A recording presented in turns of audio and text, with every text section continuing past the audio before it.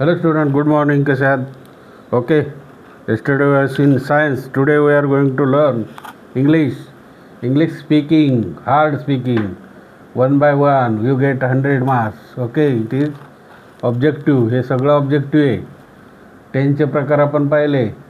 Simple tense नाही का, present tense, past tense आणि फ्युचर टेन्स.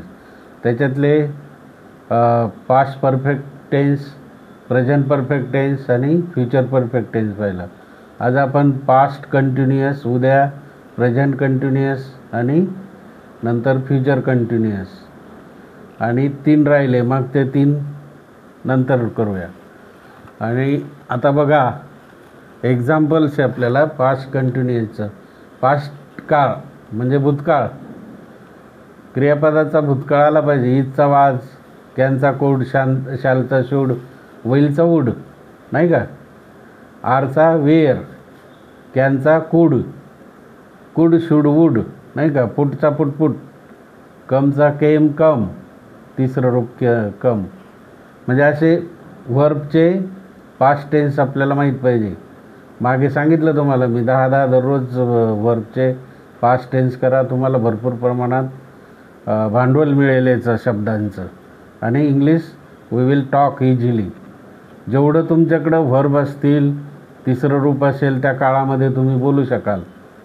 पास्ट कंटिन्युअस म्हणजे आय वॉज गोईंग, वाजच्या पुढं गोईंग नाही का. क्रियापदाला आय एन जी प्रत्यय होता. आय वाज, पण शी वाजसुद्धा येईल. दे वाज नाही येणार. दे हे प्लुरल आहे, अनेक वचन आहे. म्हणून they were playing volleyball, they were playing football, they were playing kho kho, kabaddi, all this on the playground नाही का. त्यामुळे इंग्लिश बोलणं खूप, it is very easy to talk in English. हे तुम्ही दररोजचं केलं. आता मी देणार आहे अजून 6 दिवस याचं टेन्स होणार आहे, आणि 6 दिवसानंतर तुम्ही इझिली टॉक करणार आहे. ओके, टेन्स बघून तुम्ही स्पीक करायचं, म्हणजे कोणत्याही प्रकारचं ग्रामर चूक होत नाही. नो मिस्टेक, नॉट अ मायनोट, not a single mistake will be there. कळलं सर्वांना.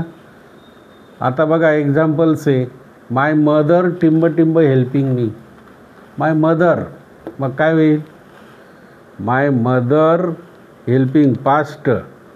आता ही येईल का, नाही. माझी आई मदत करीत होती मला, मग काय होईल, वाज.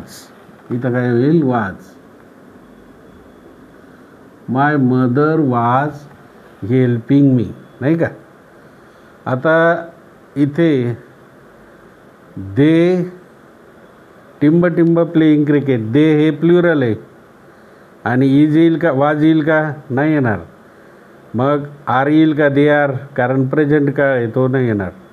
मग भूतकाळाचं इजचा काय होईल, वाज. मग दे आरचा भूतकाळ काय होईल, वेअर, म्हणजे WERE. They were playing cricket. ते काय खेळत होते, क्रिकेट खेळत होते. आय वॉज नॉट टिंब टिंब माय होमवर्क.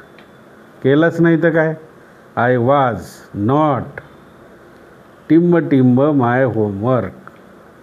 वाजच्या पुढं काय येणार आहे, क्रियापदाला ING, म्हणजेच काय, डुईंग.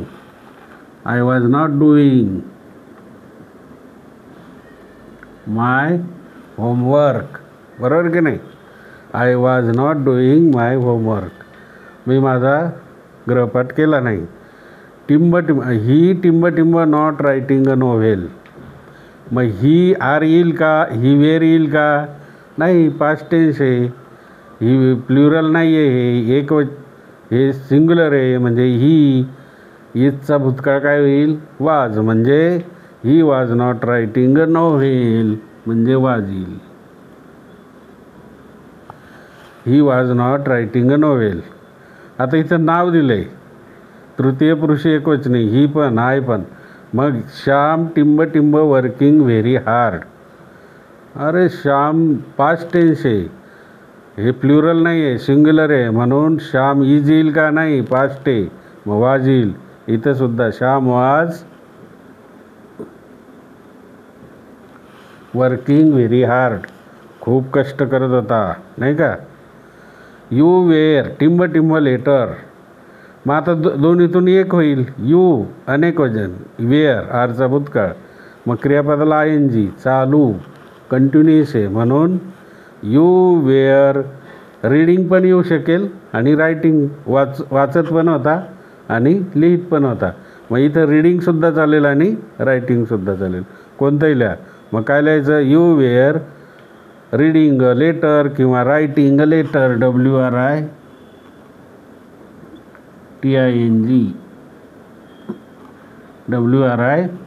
WRITING.